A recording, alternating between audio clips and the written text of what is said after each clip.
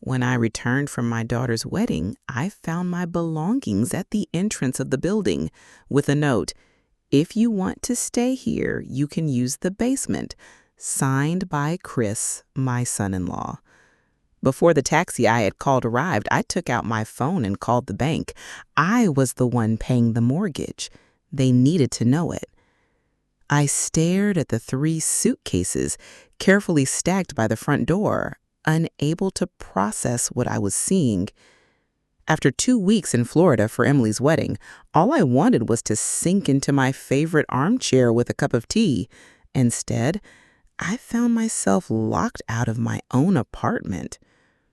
Gray clouds gathered overhead as I picked up the note hidden under the handle of my largest suitcase. The handwriting was unmistakable. Chris's hurried penmanship, always so impatient. "If you want to stay here, you can use the basement. We've already moved your things. We need more space for ourselves now that Emily is pregnant." My hands trembled as I reread the words. I've lived in this apartment for 42 years. Richard and I bought it when we were newlyweds. Emily grew up in these rooms. Every corner contained my memories. After Richard's death 3 years ago, I had agreed to transfer the apartment to Emily and Chris's name, at least legally, but I continued to secretly pay the mortgage each month. I searched for my phone and called the bank before the taxi I had ordered drove away. I needed to confirm what I already knew. "Yes, Mrs. Wilson, our records show that your automatic payment of $950 was processed as scheduled last Friday," confirmed the customer service representative. "Thank you," I whispered, ending the call. A heavy raindrop hit my forehead as I stood there at 68 years old, looking at my possessions in the entrance. The sky opened up at that moment, as if allowing me to break down too. I should have seen it coming. The furtive glances between Emily and Chris. Whenever I mentioned redecorating the kitchen, the not-so-subtle comments about senior communities where I wouldn't have to worry about maintenance. The way they reorganized the living room when I went to visit my sister at Christmas last year, moving my reading chair to the storage room. Small things that, in the end, weren't so small. The basement door wasn't locked. A single mattress was propped against the wall with a small nightstand and a lamp beside it. My clothes were hanging on a mobile rack. My books, photos, and mementos were stacked in cardboard boxes labeled "Mom's Stuff" in Emily's handwriting. I collapsed onto the mattress, the cold concrete floor beneath my feet. Through the small window, I could see the apartment where I had raised my daughter, buried my husband, and apparently lost my place in the world. My phone vibrated with a message from Emily. "Mom, we need the space. Chris is starting his business from home, and I'm pregnant. The basement has everything you need for now. Don't make this difficult." Don't make this difficult, as if I was the problem. I've never been one to cry easily, but tears fell silently and hot on my cheeks. I thought about all the nights I stayed up with Emily when she had fevers as a child, the second job I took to pay for her college when Richard's business was struggling, the weekends I spent taking care of my grandson so Emily and Chris could have time for themselves. And now I was an inconvenient burden to be hidden in the basement. I didn't respond to Emily's message. Instead, I called Laura, my former student and now close friend. "Margaret, what's wrong?" she asked, immediately detecting the distress in my voice. "I need a place to stay," I tried to say, the words caught in my throat. "They've put me in the basement." Laura didn't demand explanations. She said, "I'll be there in 20 minutes. As I waited, sitting on the thin mattress surrounded by the remaining boxes of my life, I made a decision. This apartment had been my heart for 42 years. I put everything into it, my love, my savings, my dreams, and now they thought they could set me aside. The basement door vibrated as the rain outside grew stronger. I looked at my trembling hands and slowly closed them into fists. They didn't know who they were dealing with. I wasn't just Emily's mother or Richard's widow. I am Margaret Wilson, and I was done being invisible.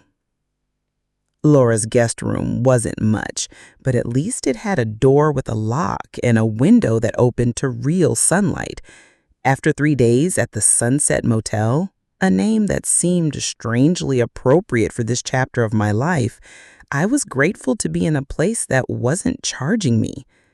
"You can stay as long as you need, dear," Laura insisted, placing a cup of coffee in front of me. "Paul and I rattle around this house like 2 peas in a pod since the kids left." I clutched the hot cup in my hands. "I appreciate it, but this can't be permanent. I need to figure out what to do about the apartment." "You mean your apartment?" Laura corrected, narrowing her eyes. "The apartment you're still paying for." Laura has been my friend for more than 15 years. She knew Richard. She watched Emily grow up. She was there in the good times and bad. And unlike my daughter, she remembered who I was before I became invisible. I keep thinking about when things started to change. After Richard passed away, I thought giving the apartment to Emily and Chris would help them. They had just had Matthew. Money was tight. And they took advantage. Laura completed. Memories surfaced like bruises I had avoided pressing. 6 months after the funeral, Chris began reorganizing the apartment, saying it needed an update. My suggestions were dismissed. My belongings were relegated to closets, then to the storage room, then to storage boxes. Do you know what Chris said when I objected to him throwing out Richard's fishing gear? He said, "We need to move forward, not live in a museum," as if my husband's memories were just clutter that needed to be cleaned out. Laura reached across the table and squeezed my hand. "And Emily? Surely she defended you, right?" I laughed, a hollow sound that surprised even me. Emily said I was being difficult, that I needed to adapt to the new normal. Her new normal apparently meant forgetting her father and setting aside her mother. The control was so gradual that I barely noticed it was happening.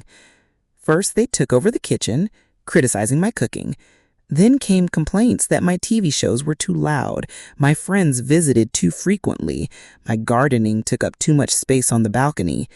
Each of my surrenders only emboldened them more. The worst part is that I realized I allowed it all to happen. I kept paying the mortgage because I feared they would have financial problems. I wanted to help them, to be useful, to be loved. Love that's bought is never true love, Laura said softly. The truth in her words was painful. I was buying my place in that apartment, in my own daughter's life. One payment at a time, one mortgage installment at a time. My phone vibrated with a message from Emily. "Mom, when are you coming to get your remaining things? We need to convert the basement into Chris's office." I passed the message to Laura. My hand trembled slightly. "That ungrateful little," she hissed. "Margaret, there's something you should know. I didn't want to tell you because I knew it would hurt you, but you deserve to know the truth." My stomach tightened. "What?" Last month at the book club, Emily was there. She'd had a couple glasses of wine and started talking about their plans. "Did you know they want to sell the apartment? They want to buy that new construction in Hollywood Hills." The room seemed to tilt to one side. "They're selling my apartment?" "They think it's their apartment," Laura said softly. "And technically, legally, it is. But morally, that's a different story." I thought about the 42 years of memories etched into those walls. Richard and I bringing baby Emily home. Birthday parties, Christmas mornings. The balcony Richard renovated for our 30th anniversary. My husband's last breaths in our bedroom, surrounded by the life we had built together. And they would sell it all to strangers without a second thought? What am I going to do? I whispered. Laura's eyes hardened with determination. First, you're going to stop paying their mortgage. Let's see how quickly their plans change when the bank starts calling. But what about my credit? Second, she continued, you're going to talk to my nephew, Robert. He's a lawyer who specializes in elder rights. There has to be some legal recourse here. I'm not an elder, I protested weakly. Laura raised an eyebrow. You're old enough to be treated with respect, and that's not what's happening here. She was right. For 3 years, I had made myself smaller and quieter to avoid being a burden. And where had that gotten me? Thrown out of my own apartment, my possessions packed in boxes, my existence reduced to an inconvenience. As the reality of my situation crystallized, something else emerged from beneath the pain and betrayal. A slow-burning fury, almost foreign after years of accommodation. All right, I said, straightening my shoulders. Let's talk to Robert. Laura squeezed my hand. That's my girl. And Margaret, remember who you are. You're not just Emily's mother or Richard's widow. You're Margaret Wilson. And it's time everyone remembered that. For the first time since I found my suitcases at the entrance, I felt a glimmer of hope. Or maybe it was determination. Either way, I wasn't going down without a fight. Robert, Laura's nephew, wasn't what I expected. With his jeans and plaid shirt, he looked more like a college professor than a lawyer. But his eyes were sharp as he reviewed the bank statements I had brought him. So you've been paying for an apartment that's no longer in your name, and your daughter and son-in-law have been living there free white while planning to sell it. To put it bluntly, that sounds atrocious. Yes, and they threw me into the basement? I nodded, my cheeks flushed with shame. How had I let things get to this point? You have options, Robert said. The financial arrangements could constitute a verbal contract. At minimum, you could sue to recover the mortgage payments you've made since the property was transferred. Laura, who had been unusually quiet, spoke up. She needs to confront them first, make them understand what they've done. Robert seemed skeptical, but I knew Laura was right. Before taking legal action against my own daughter, I needed to give her one last chance to make things right. That's how I found myself standing at the door of my apartment the next day. My heart pounded as I rang the doorbell. I had lived in this apartment decades before Emily was born, and now I was a guest who needed to ask permission to enter. Chris answered, his surprise quickly masked by a forced smile. Oh, we weren't expecting you. I need to talk to you and Emily, I said. My voice was calmer than I felt. He hesitated, then stepped aside. Of course, come in. The living room had changed again since I left. My reading lamp was gone, replaced by a modern floor lamp I didn't recognize. The family photos I had arranged on the fireplace mantel had been reorganized, with some of Richard's photos now missing. Emily came out of the kitchen, drying her hands on a dish towel. Mom, what are you doing here? I came to talk about the apartment, I said. Laura told me you're planning to sell it. Their exchanged glances confirmed everything. We were going to tell you, Emily said without meeting my eyes, when everything was finalized. Finalized? I repeated. This has been my home for 42 years. Your father and I built a life here. We raised you here. Chris sighed dramatically. Margaret, we understand you have emotional attachments, but we need to do what's best for our family now. Your family? I repeated. And what am I? An awkward silence stretched between us. Mom, Emily finally said in a condescending tone, you signed the apartment over to us. We appreciate everything you've done, but it's our property now. We'll decide what happens to it.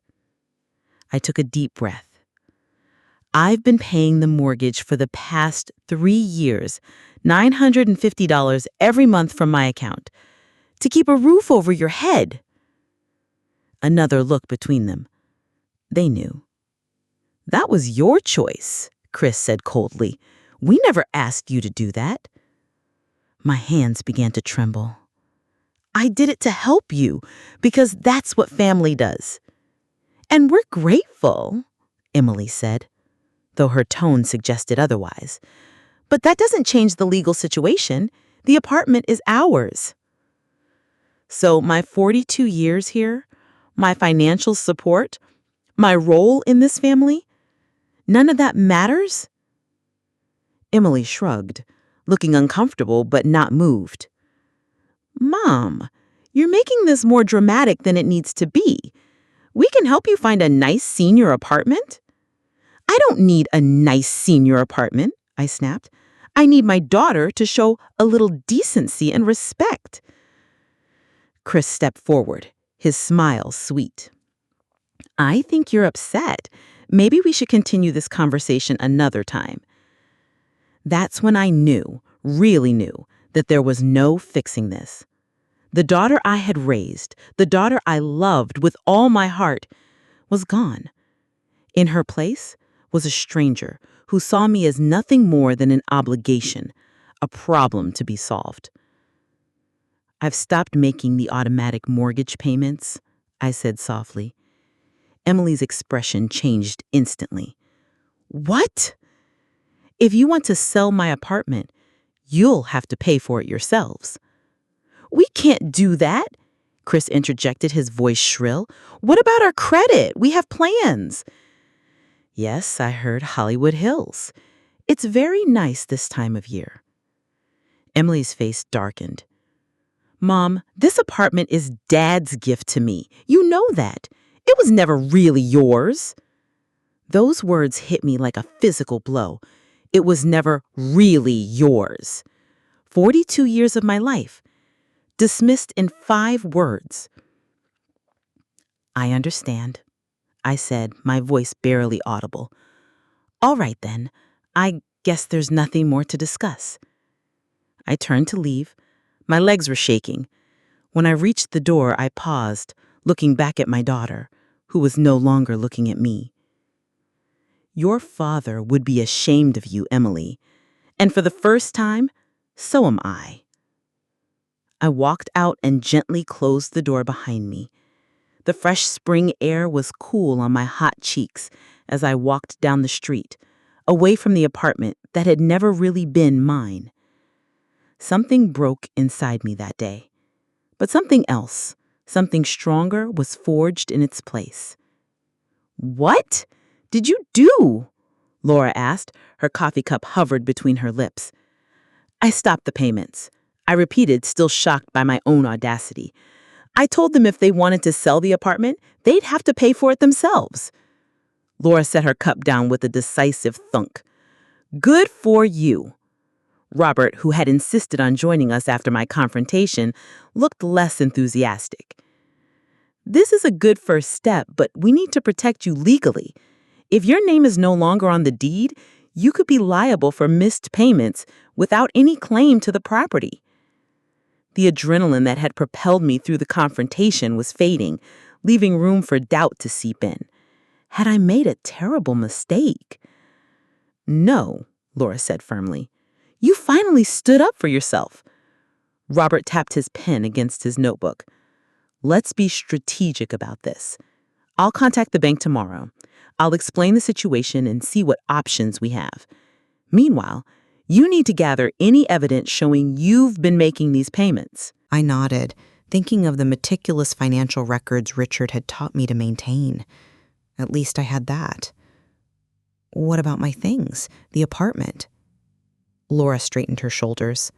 I'll go with you to get them if they give us trouble. I still remember how to swing a baseball bat from my Little League days."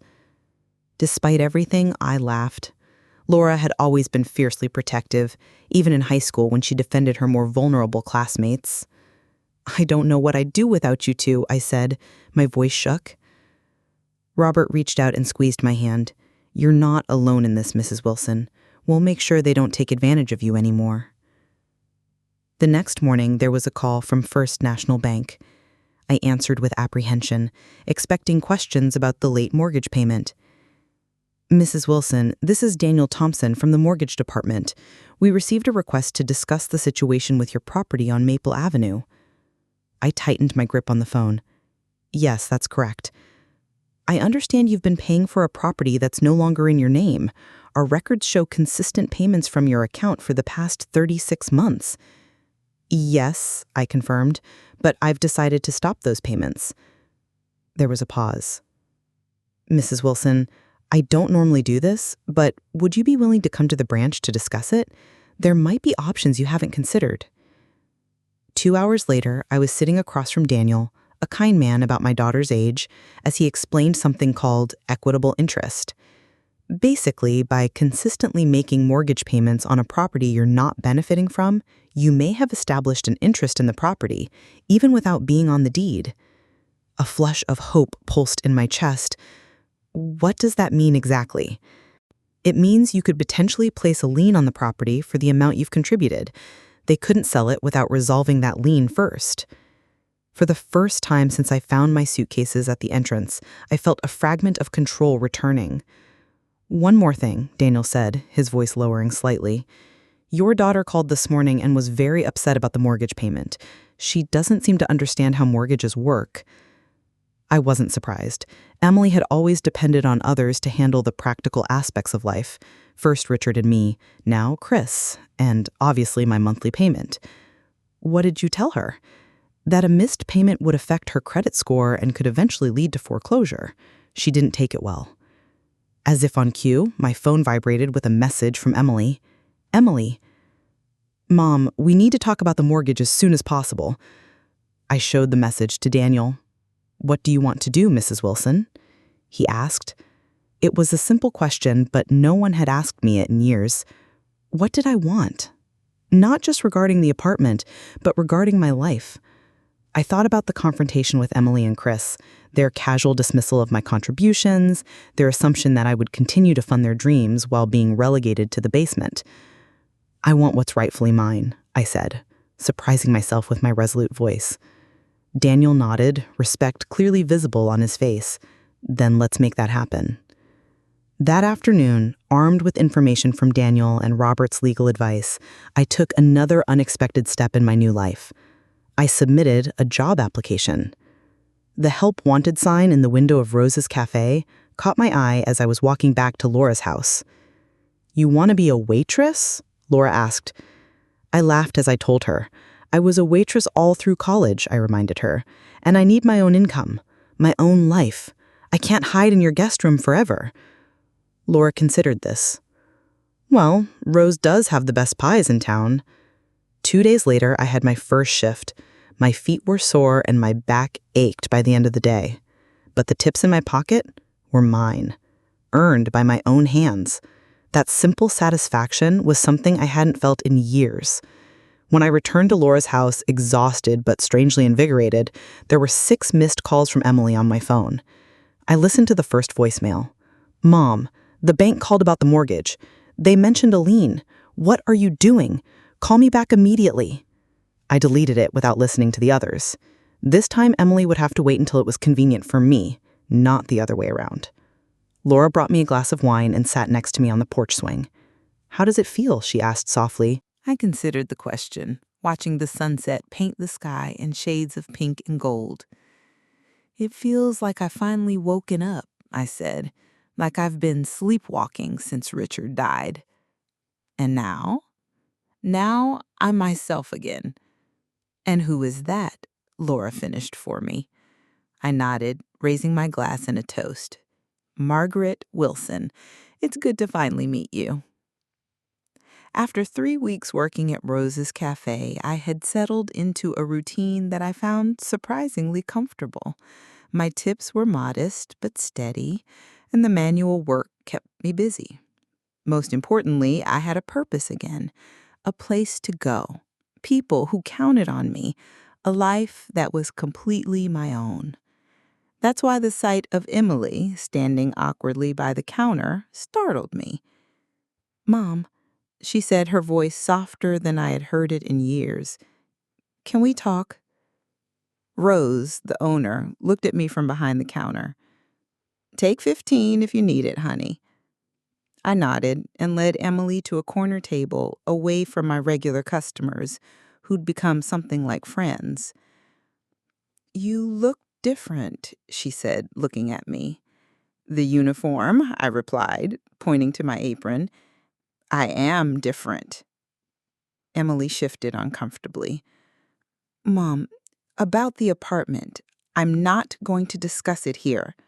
"Yes, that's why you came. You're wasting your time." "Please," she said with a touch of desperation in her voice. "Chris and I are in trouble.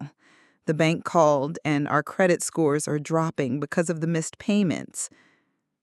I observed my daughter, her designer purse, her carefully styled hair, the subtle scent of expensive perfume.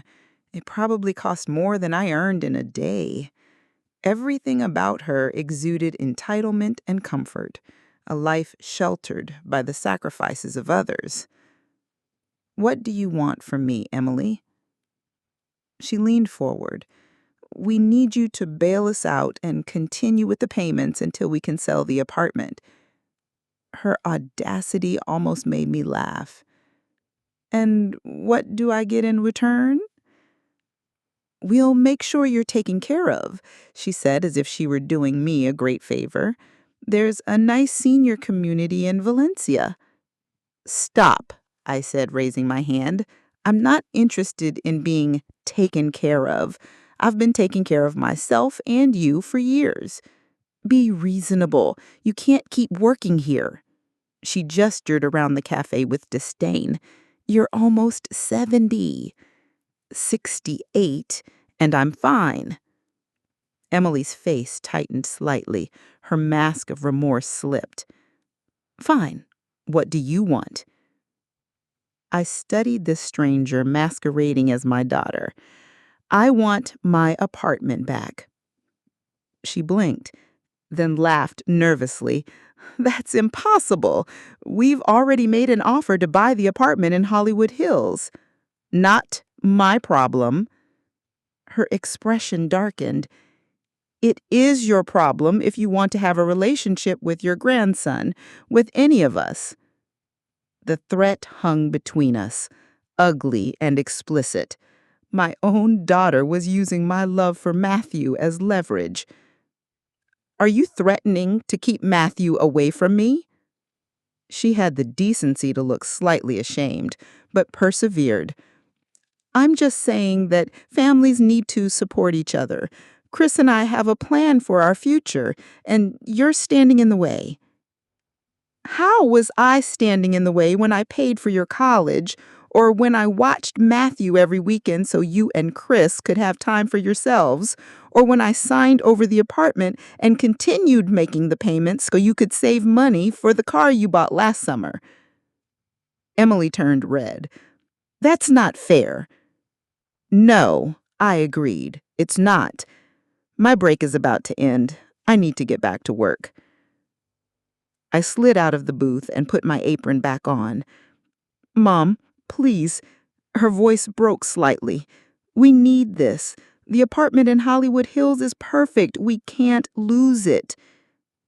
For a moment, I saw the little girl who used to climb onto my lap with scraped knees, expecting me to make things better. But that little girl was gone. In her place was a woman who saw me as nothing but a means to an end. "I'll think about it," I said finally. "But first, I need something in writing from you and Chris. Meet me at Robert Bennett's office tomorrow at 2 p.m. Relief flooded Emily's face. Thank you, Mom. You won't regret it." As she walked away, I wondered if I already had. The next day, I arrived early at Robert's office. My stomach was churning. I had barely slept, replaying the decision I had made in the middle of the night. Emily and Chris arrived promptly at 2 p.m., both dressed as if they were at a business meeting. Chris's smile was tense but triumphant as they sat across from Robert's desk. "Thank you for coming," Robert began formally.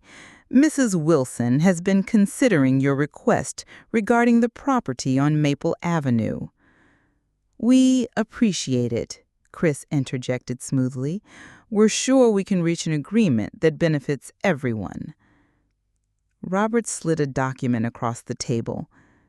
"This is what Mrs. Wilson proposes." Emily picked it up, scanning the contents. Her expression changed from hope to confusion to anger in a matter of seconds. "What is this?" she asked. "It's my condition for lifting the lien," I said calmly. "I'll continue paying the mortgage, but the apartment will be sold to me, not to a stranger." Chris snatched the paper from Emily's hands. "This is ridiculous. You want us to sell you the apartment for what's left of the mortgage? It's worth at least 3 times that." "It's worth what I've invested in it," I replied. 42 years of payments, repairs, and improvements." Emily's face was now an alarming red. "You can't do this. The apartment is legally ours." With a sideways tilt, Robert pointed out, "This lien significantly complicates any possibility of a sale." "We'll fight this," Chris said, his voice icy. "We'll hire our own lawyer." I nodded, having anticipated this response. "You can try, but the legal process will take time, months, possibly years. Your credit scores will continue to suffer, and your dream apartment in Hollywood Hills will be bought by someone else." This truth visibly sank in. Emily and Chris had overextended themselves, counting on a quick sale of my apartment to finance their upgrade. "Have you been planning this from the beginning?" Emily accused, her voice little more than a whisper. "Since the moment you told us we could move you to the basement?" "No," I said softly. "I only recently stopped allowing myself to be taken advantage of." Emily stood up abruptly. "We need to discuss this in private." As they left, Robert gave me a nod of approval. "You're doing the right thing, Mrs. Wilson." I wasn't so sure. The look of betrayal in Emily's eyes haunted me. Had I become as calculating and cold as they were? Before I could think about it more, the office door opened. Emily and Chris returned, their faces stern but resigned. "We'll accept your offer," Emily said stiffly, "but I hope you understand what this means for our relationship." I looked directly into my daughter's eyes. "I do, and I hope someday you understand what it meant when you put my suitcases at the entrance." The first night back in my apartment, I couldn't sleep. I wandered from room to room, touching the familiar walls, tracing the door frame where we had marked Emily's height each year, standing in the kitchen where Richard and I had danced on our 25th anniversary. 3 months had passed since the confrontation in Robert's office. 3 months of paperwork, of tense exchanges with Emily and Chris as they reluctantly moved out, and rebuilding my life piece by piece. The apartment was both familiar and strange. Emily had painted some of the rooms in modern grays and whites, removing the warm yellows and blues that Richard and I had chosen. The kitchen had been renovated with sleek, soulless appliances, but beneath the cosmetic changes, the bones of the apartment were still there. The creaky third step on the stairs, the way sunlight streamed through the arched window in the afternoon. the slight tilt to the floor and the hallway that Richard had never been able to fix completely. I stood in the master bedroom, now empty of furniture except for the bed I had brought from Laura's guest room. This room where Richard and I had shared our lives, where he had breathed his last breath, it felt somehow sacred. "I'm home," I whispered, as if he could hear me. The silence and answered wasn't loneliness, but simply peace. For the first time in years, I was exactly where I belonged. The doorbell rang the next morning as I was unpacking my modest collection of dishes. I opened the door to find Laura standing there with a pot of soup and a bottle of wine. "Housewarming," she announced, brushing past me into the kitchen. "Though it's supposed technically a homecoming." I laughed, following her. "It feels like both, to be honest." Laura placed her offerings on the counter and turned to inspect the kitchen. "My God, what did that woman do to your beautiful oak cabinets?" "Painted them gray and replaced all the knobs with something called brushed nickel. Apparently oak is outdated." Laura snorted. "You know what's outdated? Throwing your mother-in-law on the street." We both laughed, though the pain behind the humor remained. "Have you heard from them?" Laura asked as she helped me unpack. I shook my head. Since the closing, Emily had made it clear that I'd chosen the apartment over them. "That's not what happened, and you know it," Laura said firmly. "You chose self-respect. There's a difference." I wasn't sure Emily would ever see it that way, but I had made peace with my decision. The alternative, continuing to let them use me while treating me as an afterthought, was no longer acceptable. "Well," said Laura, opening the wine bottle, "to new beginnings." We clinked our glasses, and I felt a surge of gratitude for the woman who had always been there for me when my own family wasn't. The following weeks brought a steady rhythm to my days. Mornings at Rose's Cafe, afternoons dedicated to slowly restoring the apartment to something that resembled me again. I didn't have the money to replace all of Emily's modern furniture, but I could add touches that brought warmth. Colorful pillows, family photos replaced on the fireplace mantel, Richard's fishing gear hung proudly in the study. One Saturday morning, I was planting tulip bulbs on the balcony when a familiar car pulled up in front of the building. My heart leapt to my throat as Emily got out, looking uncomfortable. She stood awkwardly in the entryway. "The flowers look nice." I nodded, not trusting my voice. "Dad always liked tulips," she continued, looking around the balcony. "I remember him planting them every fall." I brushed the dirt from my hands. "What brings you here, Emily?" She shifted uncomfortably. Well, we couldn't buy the apartment in Hollywood Hills." I wasn't surprised. Presumably their credit had been too damaged by the missed mortgage payments. "I'm sorry," I said, meaning it despite everything. Emily looked at her shoes, her expensive heels now covered in garden dust. "We found a smaller place instead. It's modest, but I guess it's taught us some perspective." I waited, sensing there was more. "I'm pregnant again," she said finally. "The baby is due in February." "Congratulations," I said softly, wondering if this news was meant to hurt me, to remind me of what I would miss. Emily met my eyes for the first time. "Matthew asks about you. He doesn't understand why we don't visit you anymore." A sharp, sweet pain pierced my heart. I missed my grandson terribly. "He is always welcome here. You are too." Emily nodded, then hesitated. "Mom, I've been thinking about everything that happened." I held my breath, not daring to hope for real understanding. "I'm not saying we handled things well, but you chose the apartment over family. I don't know if I can forgive that." My momentary hope faded. She still didn't understand. "I didn't choose the apartment, Emily. I chose not to be erased. There's a difference. She frowned, obviously not agreeing. Anyway, I thought you should know about the baby, and maybe Matthew can come visit sometimes if that's okay. It wasn't an apology, not even close, but it was a small opening, a tiny crack in the wall between us. I'd like that, I said. After Emily left, I sat on the balcony processing the encounter.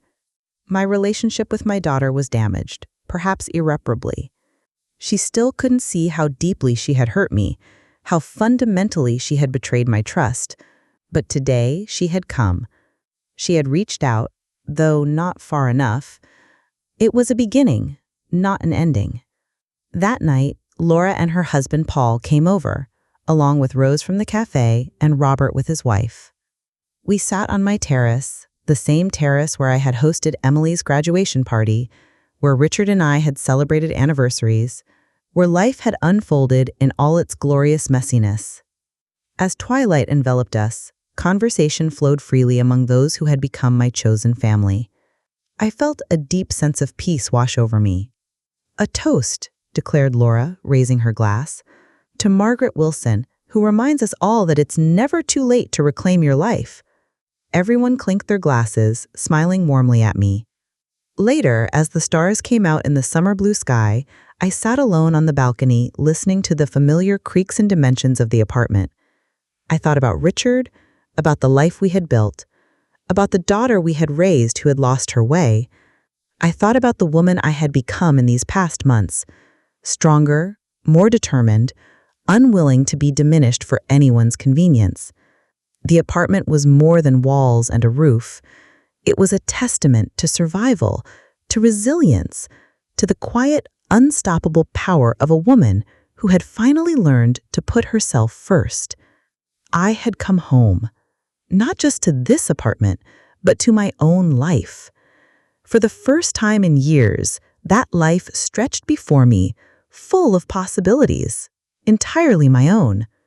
I am Margaret Wilson, and if you're reading this, I hope you'll pause for a moment, not to feel sorry for me, but to look at your own life, where perhaps you too are being pushed into a corner, quietly and unnoticed. My story isn't just the story of an old woman abandoned by her daughter or a home stolen. It's a story of awakening, of reclaiming a deserved place in a life that once seemed to have taken away your voice. I used to be submissive. I used to keep quiet to keep the peace. I used to be afraid that if I spoke up, the family would break.